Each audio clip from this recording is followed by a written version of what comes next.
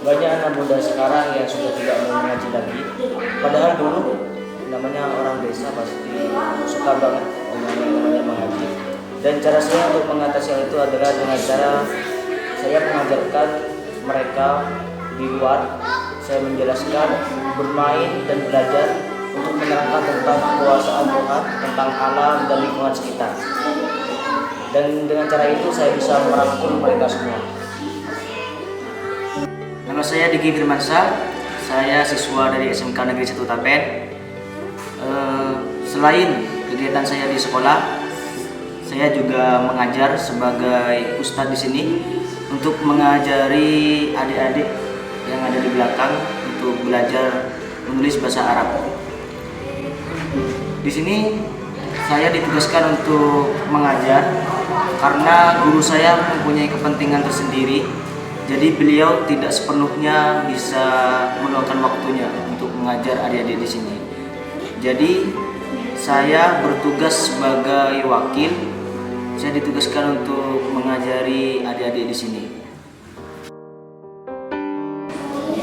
Meskipun saya sebagai siswa di SMK, saya juga tidak merasa malu atau gengsi untuk mengajar. Karena bagi saya adalah ilmu itu harus ditularkan kepada generasi-generasi selanjutnya, agar mereka bisa meneruskan misi Rasulullah untuk tetap Islam ini tetap terjaga. Cara saya membagi waktu adalah ketika pulang sekolah sekitar jam 3 sore, saya langsung ke surau ini untuk mengajar. Sebenarnya mengaji itu adalah bagi saya, semua orang yang mempunyai ilmu juga harus menurunkan ilmunya kepada adik-adiknya.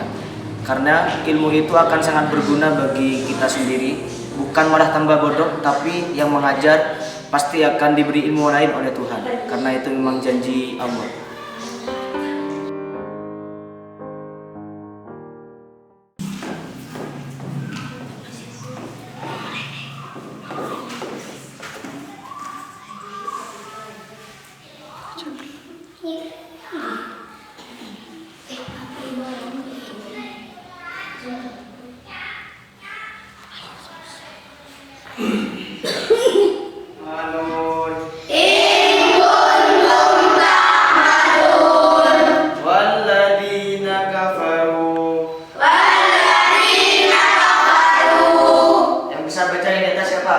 Yang bisa baca, yuk bismillah.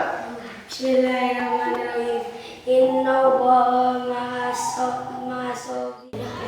Tanggapan dari orang tua mereka juga positif terhadap saya. Mereka juga mendukung anak-anaknya untuk belajar mengaji, karena sekarang bukan zamannya lagi karena pendidikan itu sangat penting di usia dini. Jadi saya sebagai pengajar di sini membantu mereka untuk belajar mengaji agar mereka juga bisa membagi waktu dan agama mereka tambah semakin kuat. Bismillahirrahmanirrahim. Bismillahirrahmanirrahim. Innallaha ma'as-sabirin. Innallaha ma'as-sabirin. Artinya adalah innallaha, sesungguhnya Allah, ma'as-sabirin, mencintai orang yang sabar atau bersama dengan orang yang sabar. Jadi kita sebagai makhluk ciptaan Tuhan, banyak yang namanya manusia pasti akan dicoba atau diuji. Jadi tugas kita adalah bersabar dan menerima tentang apa yang sedang diuji oleh Tuhan kepada kita. Dan semua itu tidak lain adalah untuk melatih diri kita sendiri agar menjadi insan yang sebenar-benarnya. Jadi pengertian tentang sabar adalah menahan diri dari nafsu amarah ataupun rasa kita ingin seperti halnya marah kepada teman kita atau marah kepada saudara kita atau membenci. Kita harus menahan sifat itu semua.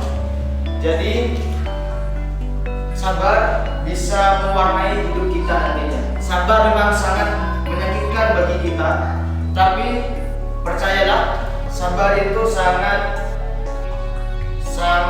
dibutuhkan oleh sifat kita untuk melatih diri kita untuk menghadapi masyarakat. Dan sabar itu banyak macamnya. Banyak menghadapi cobaan ataupun hadiah-hadiah kecil dari Tuhan. Sebenarnya kita bertengkar sama teman, kita saling mengalah, kita saling memberi dan saling tolong menolong.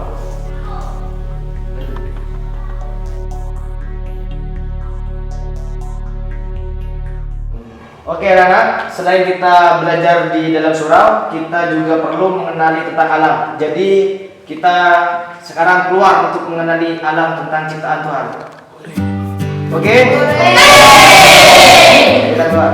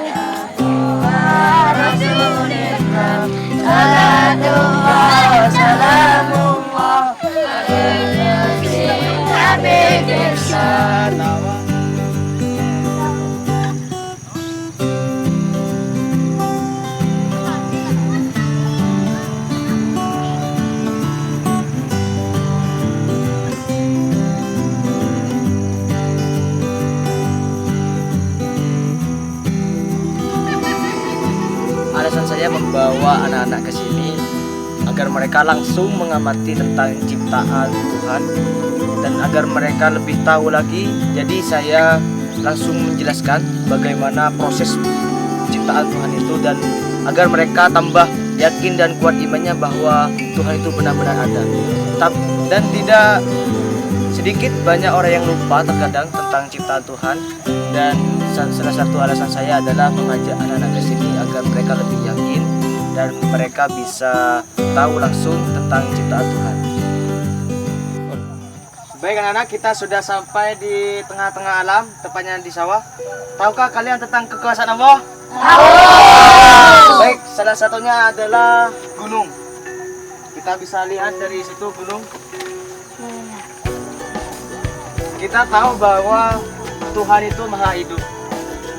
Terbukti adanya langit, bumi, seperti gunung-gunung di sana. Jadi seperti yang sudah dijelaskan oleh Rasulullah, di dalam Al-Quran dijelaskan bahwa Iqra, bacalah tentang alam, bukan hanya tentang membaca Al-Quran, tapi kita juga membaca tentang ciptaan-ciptaan Tuhan. Mengerti?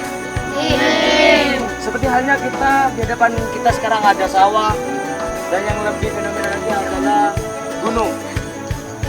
Dengan adanya Tuhan itu maha hidup, salah satunya adalah terciptanya gunung.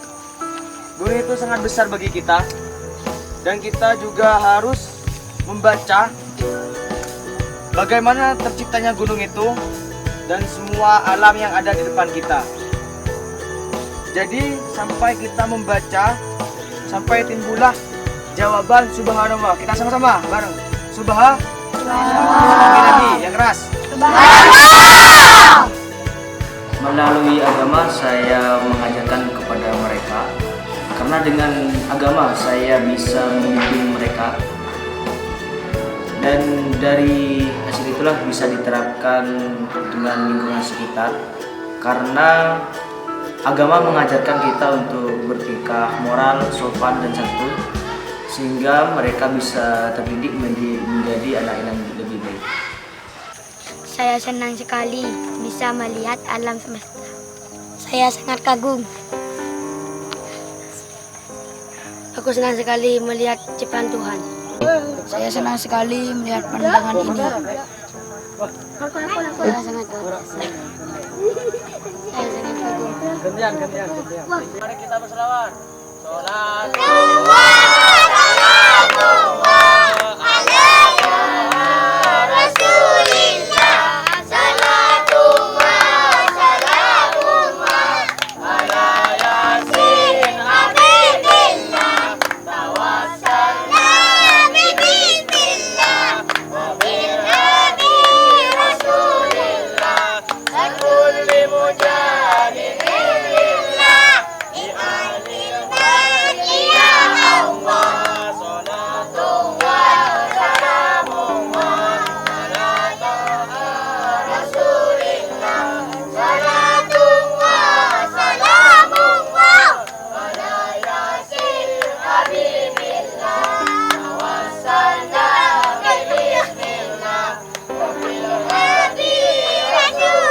kepada subuh, terima kasih atas embunmu.